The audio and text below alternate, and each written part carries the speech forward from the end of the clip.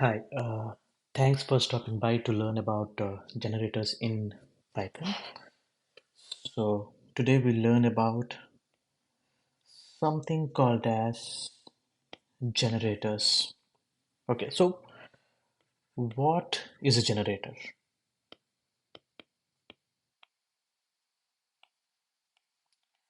Basically, generators are a special kind of iterators. Now, what is an iterator, you ask? Iterator is any entity you can iterate upon.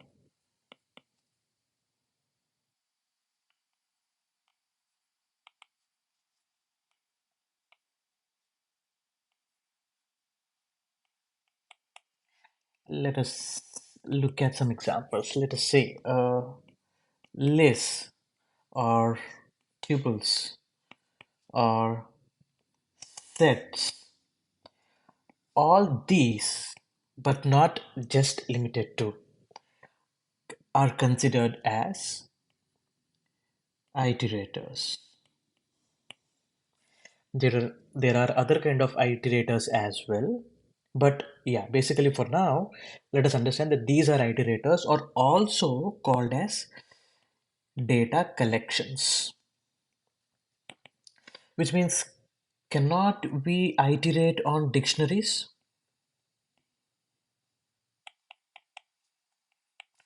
That is also possible, but by using some methods on dictionaries like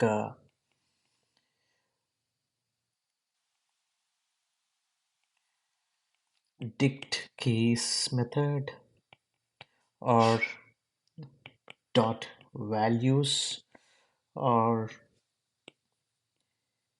items. Even these methods individually, they return something called as iterators, using which you can iterate again. All right.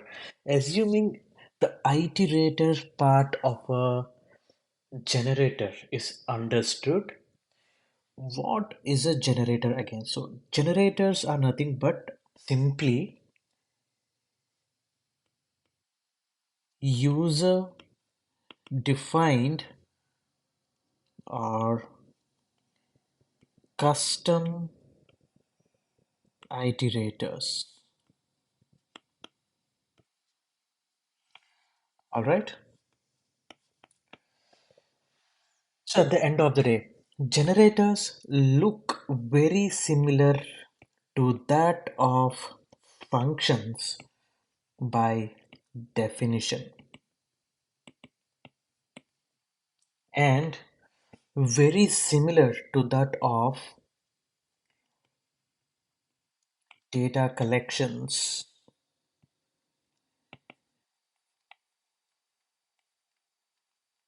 iterators by calling. All right. So where can we use generators? What is the difference between the data collections that we saw here and generators that we are talking about?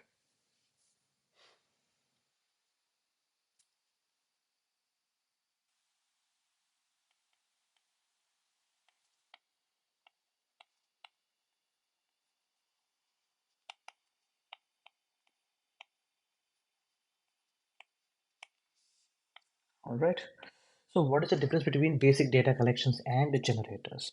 So the basic data collections, whatever we are talking about, like lists or tuples or anything, the whole data must be realized, or in other words, existing in memory.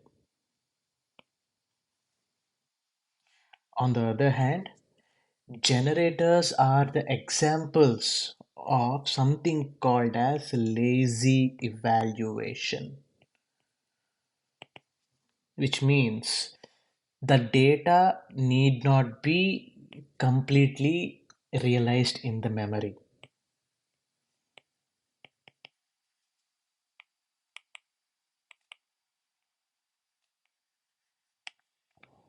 Every time you ask for a value,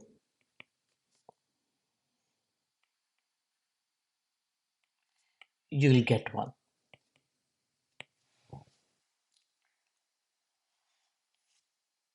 Okay, so this is a difference. So programmatically, where is this difference more useful?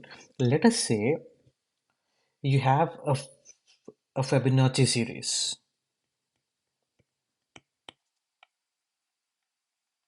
So let's define a Fibonacci series quickly. So Fibonacci series is nothing but a series of numbers that starts with 0 and 1, and every other number is the sum of its prior two numbers, like in this example 0 comma 1.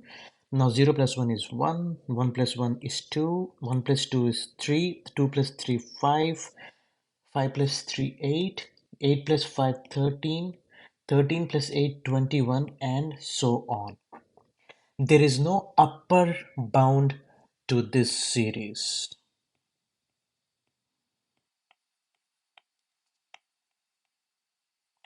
This is called an infinite series.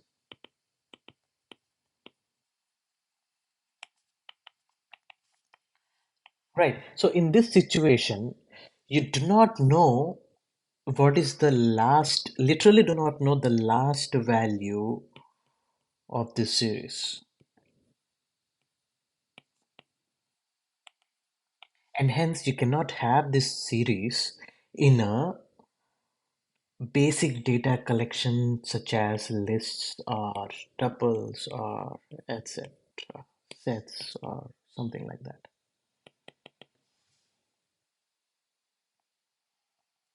Okay, so and hence what we can do is take leverage upon generators, where at every iteration you can get one value, get the value of the next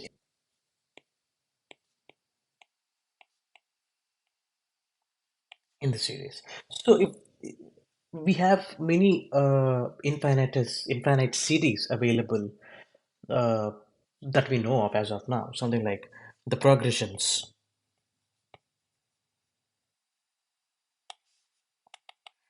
be it arithmetic or geometric or exponential. So in any infinite series, it is useful, and there are other use cases also where you can use a generator. So now let us start looking into the generator itself and in the sense how to create, how to use, etc. So the definition of a generator is very similar to that of a function.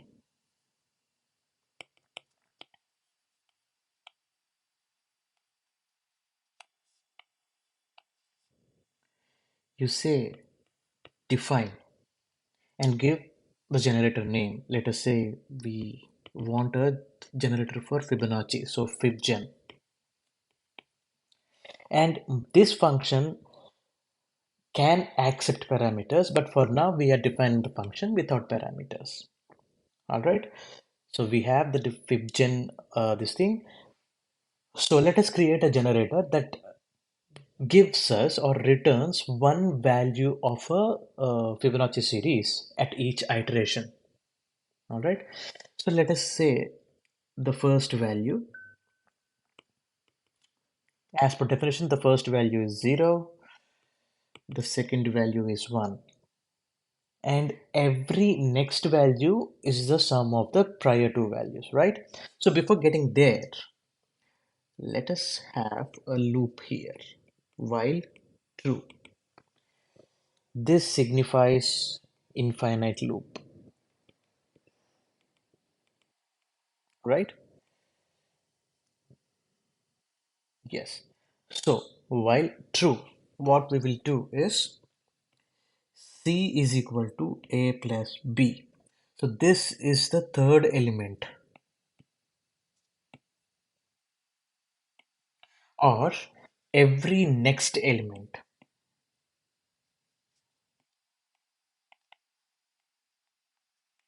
All right. Okay. So now we have the first next element, right?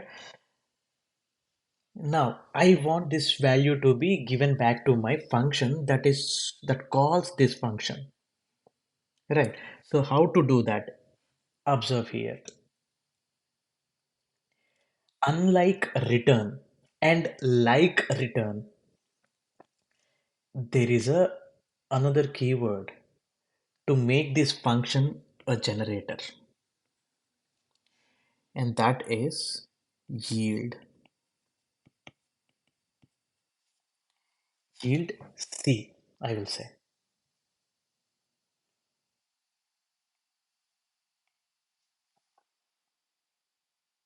Okay, so yield C, which means how this function works is it comes here every time you call the function, it comes to this line. I mean, the first time you call the function, it comes to this line, and it initializes a variable a equal to 0 and initializes another variable b is equal to 1. Now it enters this loop. After entering into the loop, it will do this compute c is equal to a plus b, and then temporary gives returns this value to the calling function, okay, and then remembers the cursor is here. Now, for example, let us see how the calling function looks like. For I in fib gen print I, which means this is a generator. What this will do is for I in pibgen, this function is first time called. It comes here, a is equal to 0, says b is equal to 1, and while true, it says c is equal to a plus b, and then yield c. So as soon as it comes encounters with yield, it will take that value and put it in, or this I will be pointing to the value that is being yielded or returned by, or temporarily returned by C, by this keyword, and then that value is printed, which is for the first time 0 plus 1 1. Once this is done, it will go back to the loop now, which means it calls this function again. Now it remembers that the cursor is here in the function, right? Now what we will do is A is equal to B and B is equal to C. We are interchanging the values of B and C with A and B with B and C, which means we are storing the value of B in A and the value of C in B. All right. So once this is done, it will come back to the loop again, and now it will do this compute. It will compute for C again. Now, what is the value of A after this swap? To the swap, the value of A is 1. The value of B is also 1 because we've got C1 here, right? Now my new C will be 2. So this time it will print 2. And then it will go back into the loop, which is true here. Again, yeah, which is here. And then it will come here and say A is equal to now B, which is 1, and B is equal to C. My C is 2. So this is 2, right? So it will come into the loop again. Now C is equal to 1 plus 2. Now my C is 3. This will print 3. goes back into the loop again, and then from here it picks up. My a new a is 2, and this is 3. Goes in, I mean, gets into the loop again. C is equal to a plus b, which is 2 plus 3. This time we will get 5, and so on, so forth. This is how generators work.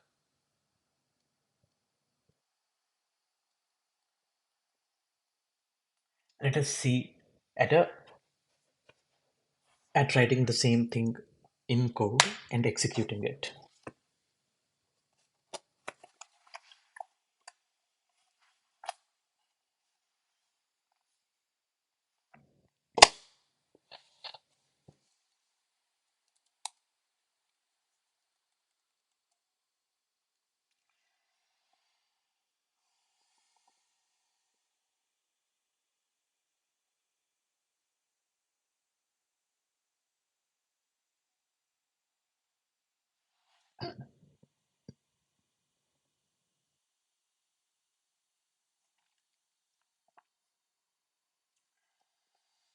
So we have our function here.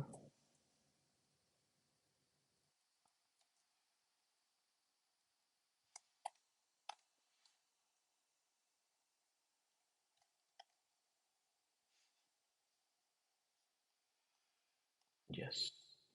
So this is the code.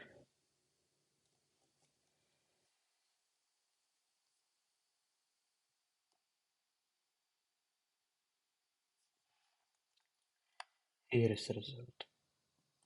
1, 2, 3, 5, 8, and so on.